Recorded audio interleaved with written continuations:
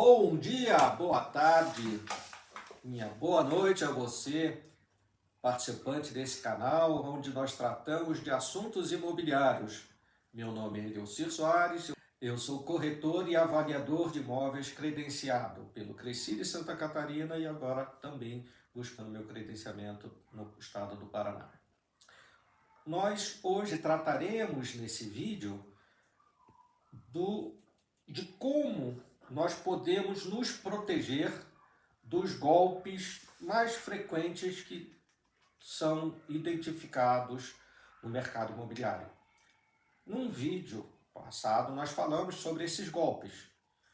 E eu falei que estaríamos gravando, então, um material para minimizar os riscos, dar caminhos, dar dicas, né, de como se trabalhar para minimizar, então, esse risco. Então, nós vamos trabalhar com 8 questões, 8 passos que a pessoa deve ficar atento.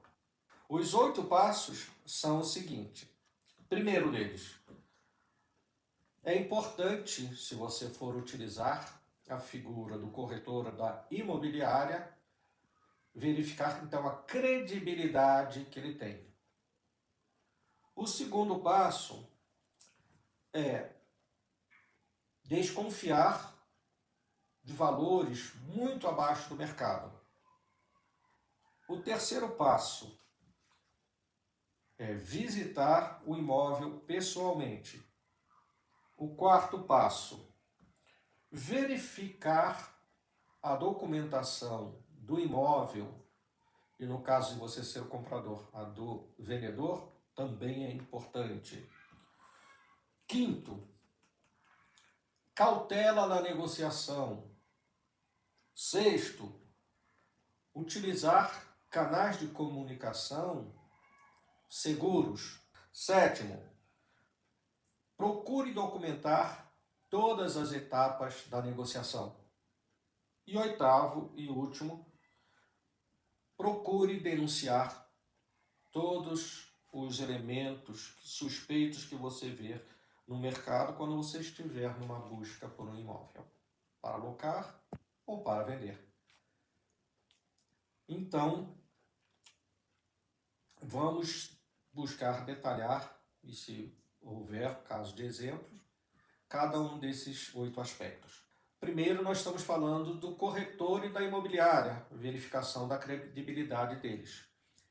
Muitas das imobiliárias e corretores atuantes no mercado, eles, então, para serem considerados como tal, eles precisam ser credenciados num Conselho Regional de Imóveis, conhecido como Cresci, ou em algumas localidades chamam de Cresce. Cada estado tem a sua própria administração. Então tem Cresce ou Cresci em São Paulo, Rio, Santa Catarina, Paraná, Mato Grosso, Pernambuco, enfim. Todos, né, os estados são atendidos por esse conselho regional. E para ser então um corretor, é preciso então estar autorizado, e são os corretores aqueles profissionais que estão habilitados e eles são responsáveis quando ocorrem e eles fazem a intermediação de negócio imobiliário, eles são responsáveis civil e criminalmente por aquilo que eles estão intermediando. Então, tanto o corretor como a imobiliária, ambos precisam estar credenciados. Então, o elemento desse credenciamento é muito importante por isso, porque havendo esse credenciamento, essa pessoa é identificada e ela pode ser também envolvida numa questão onde você se sentiu prejudicado. Você, cliente, se sentiu prejudicado, você pode atuar perante o Cresci, ou pode atuar até na esfera jurídica, civil ou criminal. Então, se você optar por trabalhar com uma imobiliária, com corretor credenciado, você, em geral, você já terá muito menos problemas com os passos seguintes, com as orientações seguintes que nós vamos falar, porque tendo em vista essa necessidade de minimizar os riscos que eles também correm, trabalhando como orientador nessa intermediação, eles buscam então fazer um trabalho muito eficiente. Agora, se você não tem referência sobre o profissional, sobre a imobiliária, você pode verificar dentro do Cresci se há algum processo, se há alguma reclamação, e também eu sugiro o site Reclame Aqui para saber se tem alguma reclamação onde que a pessoa fez dentro do ambiente virtual. Então, por aí você consegue saber. O segundo passo é você desconfiar de ofertas muito abaixo do mercado. Se você vai fazer, então, uma negociação sem envolver um corretor, sem envolver uma imobiliária, e a pessoa apresenta um valor muito abaixo, você desconfie. Não é comum. As pessoas normalmente tendem a supervalorizar o seu bem, e não ao contrário. Então, se houver isso, desconfie, seja de um problema na estrutura do imóvel, seja a questão da propriedade, seja uma questão de impostos, enfim, não é normal. Então, as precauções para se evoluir numa negociação dessa tem que ser muito grandes e, de preferência, se você tiver aí a orientação de um especialista, será muito bom. Eu recomendo nesse caso. Terceiro passo, visite o imóvel pessoalmente. Esta é uma questão muito relevante. Se você está fazendo a negociação, ter a visita presencial ou própria, sua, ou por alguém que você constituiu como seu procurador ou alguém da sua confiança, é de extrema relevância para que você possa definitivamente concluir que aquele imóvel existe. Se nós estivermos tratando de um imóvel que será financiado, esse quesito ele é menos importante porque a própria empresa financeira, né, quem vai fazer o financiamento imobiliário, se cercará dos cuidados para realizar esse trabalho. Mas se você não for fazer através de uma financeira, é importante você saber reconhecer, ver o estado em que o imóvel se encontra. O quarto item é verificar a documentação do imóvel, do vendedor e, se possível, também do comprador. A documentação do imóvel e do vendedor. E, em muitos casos, também por parte do comprador também é importante saber, né? Então, seja a consulta das certidões negativas do imóvel, certidões negativas do vendedor, certidões negativas do comprador, antecipadamente ao fechamento do negócio, essa verificação dará muito mais consistência, dará muito mais tranquilidade, evitará a possibilidade de questões futuras. O quinto passo é a negociação com cautela. Nesse caso, a sugestão é não ter extremada pressa.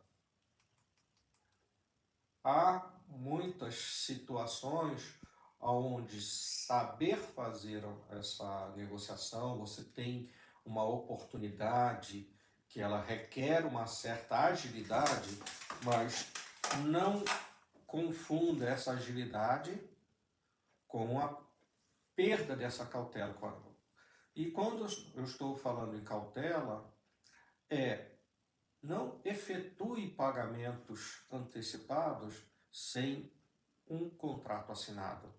Não faça qualquer assinatura de contrato sem antes avaliar com cuidado todas as cláusulas que estão constando neste contrato. E se você não tem familiaridade com os termos, com a forma da descrição, o auxílio de uma pessoa especializada será muito bem-vindo para que você não incorra no desconhecimento. Você está assinando algo e desconhece certos termos. Nós gravamos recentemente um vídeo falando sobre arras.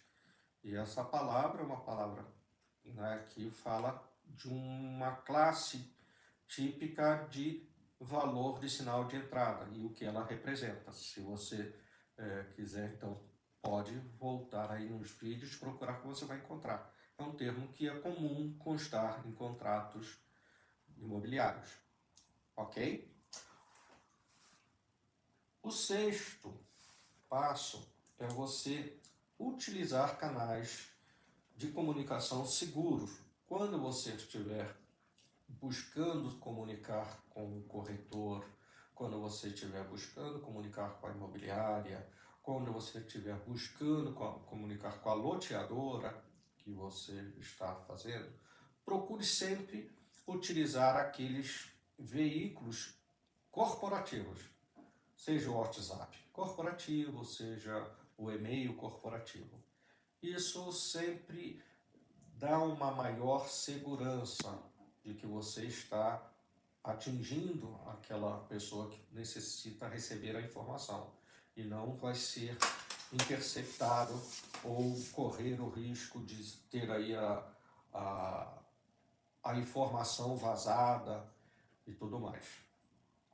O sétimo passo é você documentar todas as etapas da negociação.